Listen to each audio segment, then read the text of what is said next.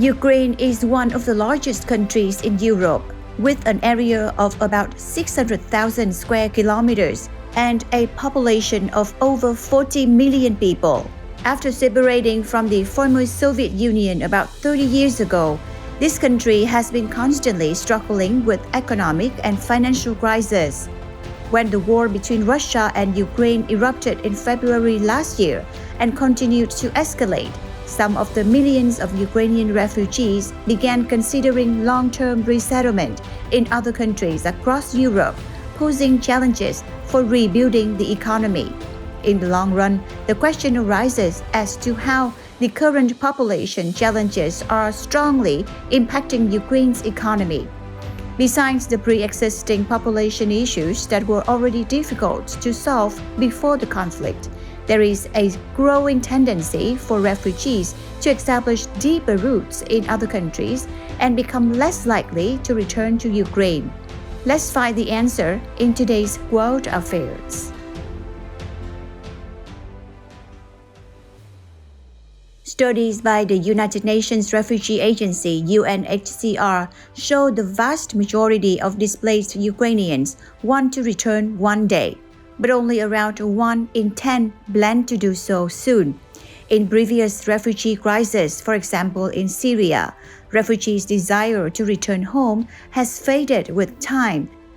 Natalka Court, 52, a TV director and mother of two, left behind a newly built dream house when she escaped the rockets falling on Kiev in the early days of the war. She is only just finding her feet in Portugal and doesn't plan on packing up her life again even when fighting stops in Ukraine. Conscription-aged men are restricted from leaving Ukraine, so working-aged women and children make up the majority of refugees. While farms and factories have lost workers to the armed forces, labor shortages are especially acute in industries requiring higher levels of education and training because educated young women are among those most likely to have left the country since the war started in February 2022. Two-thirds of the women who sought refuge elsewhere in Europe have a higher education, according to research published in March by Ukrainian think tank, the Center for Economic Strategy. It is not just a lack of labor, a shrinking workforce also dents consumer demand over the long term. Fossi Group, which operates leading supermarket chains, reopened stores in areas around Kiev following Russia's retreat from the region in the first few months of fighting. But footfall is still low, said Dmytro Sigankov, a Fossi director in charge of new product lines. We cannot talk about recovery when we have several million people who simply do not buy anything. They are not in the country, said Sigankov. He said client visits were up in May compared to last year, but still 60% below May 2021. Ukraine's population problem goes beyond millions of refugees. A high proportion of citizens are elderly, and the country's fertility rate, already one of the lowest in the world, is believed to have fallen to 0.7 from 0.9 since war broke out, said Ella Libanova, one of the country's most respected demographers at the National Academy of Science. 1 million people are fighting the Russians. Millions more live in territory seized by Moscow or have been displaced to Russia. The Ukrainian government does not release casualty figures, but in April, leaked U.S. intelligence assessments said 15,000 working-age men had been killed or wounded. Many more are injured. Libanova also warned that once wartime restrictions on men leaving the country were lifted, many could join families abroad. A huge risk is that men will leave, she said. We will lose young, qualified, enterprising, educated people. That is the problem. With Russia now occupying about a fifth of the country's territory, Libanova estimates the population in areas controlled by Kiev could already be as low as 28 million, down from a government estimate of 41 million before the February 24, 2022 invasion. The estimates exclude Crimea, annexed by Russia in 2014, which had around 2 million people at the start of that year. Even before the war, Ukraine's population was shrinking. At independence in 1991, Ukraine had about 52 million people. A census in 2001, the country's only so far recorded a population of 48.5 million. Depending on how long the fighting lasts and how many people settle abroad, Ukraine's population is set to decline further by between about a fifth and a third over the next 30 years, according to a study published in March by the European Commission's Joint Research Center. Even before the invasion, Ukraine's population was aging fast, and men and women of working and childbearing age were the most likely to immigrate. Every year since 1991, more Ukrainians have died than were born. In 2021, partly because of COVID-19, there were 442,280 more coffins filled than cradles in government-controlled territory. Ukrainians, especially men, drink and smoke too much. Even before the war, their life expectancy was one of the lowest in Europe. In 2020, the average Ukrainian man could expect to live to 66, 11.5 years less than the average man in the EU. A study in March by scholars at the University of St. Andrews in Scotland asked how the war might affect Ukraine's population. It predicted that it would fall by between 17% and 33% in the parts of Ukraine controlled by the government before Vladimir Putin's invasion. In the worst-case scenario, it said there would be only 28 million people, with the numbers of working-age adults and children falling by 36% and 56% respectively. So, not many young people and even fewer future parents.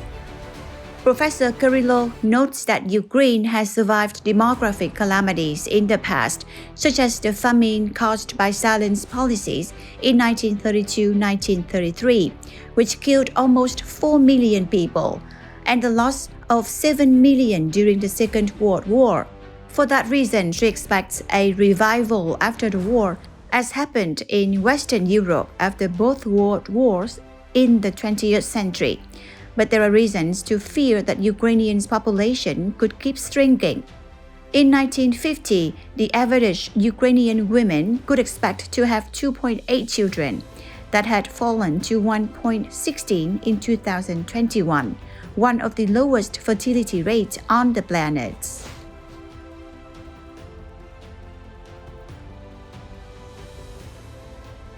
The Ukrainian government has not published figures for the current population, and even the best estimates allow a large margin of error to account for uncertainty about how many people are in Russia, Belarus, and Russian-held territory.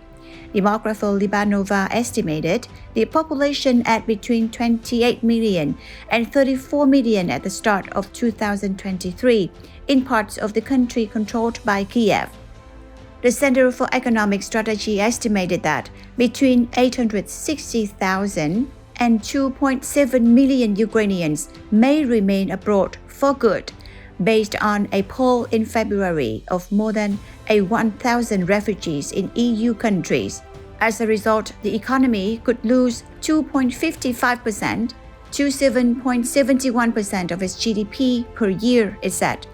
Ukrainian companies say that they are currently struggling with the possibility that many refugees will not return and the workforce will continue to decline in the coming years, a situation that concerns demographers and the government.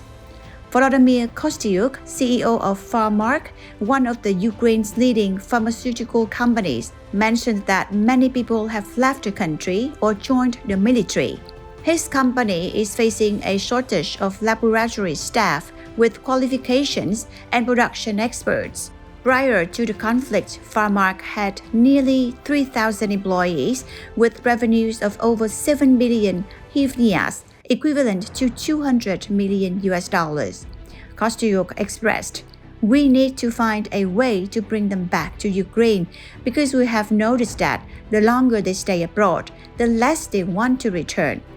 A survey conducted by a Ukrainian Economic and Political Research Institute among approximately 500 businesses in Ukraine revealed that 1/3 of the companies consider the staff shortage as their main challenge.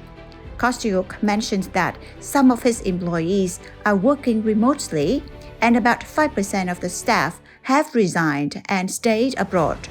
However, he remains concerned about the increasing shortage of skilled labor, partly due to recent graduates lacking practical skills after studying remotely during the pandemic and the conflict. The Ukrainian government is more optimistic about the returnees, citing the patriotism that surged after the invasion. Alexei Sobolev, Deputy Economy Minister, told a recent roundtable he expected up to 75% of refugees would head back to Ukraine within 3 years of the end of fighting. Fewer people in Ukraine means less economic activity and less scope for Ukraine's economy to bounce back after the war. President Volodymyr Zelensky and many supporters, both in the West and in Ukraine, imagine a modern-day Marshall Plan, the US-led initiative that helped revive West Germany and other states in Western and Southern Europe after World War II. A reconstruction plan of this magnitude would cost nations invested in Ukraine's defense an estimated $750 billion.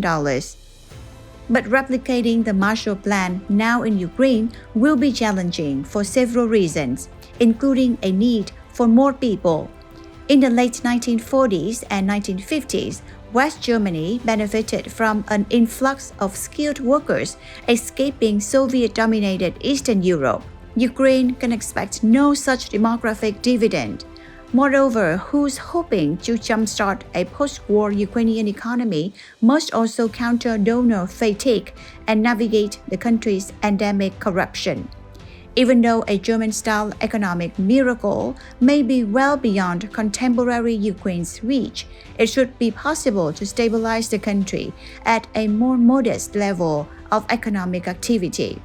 For that to occur, however, Ukraine will need the political stability that comes with a peace agreement.